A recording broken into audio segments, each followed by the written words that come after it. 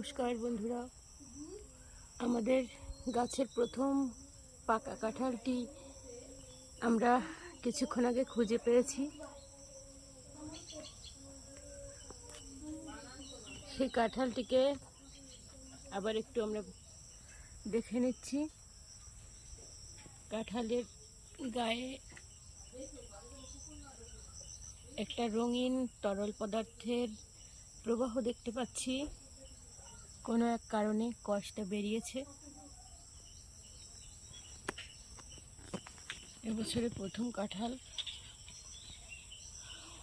গ্রীষ্মকাল মৌসুমি ফলের জন্য ভীষণভাবে বিখ্যাত এবং আগামীতে আসছে জ্যৈষ্ঠ মাস। সে মধু মাস শুরু হওয়ার আগেই আমরা কাঁঠালটি পেয়ে গিয়েছি এবং কাঁঠালটি পেয়ে ভীষণ ভালো লাগছে।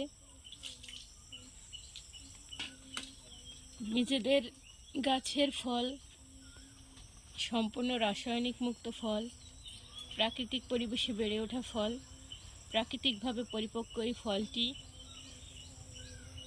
যারা খেতে পারবেন তাদের নিশ্চয়ই উপকার হবে।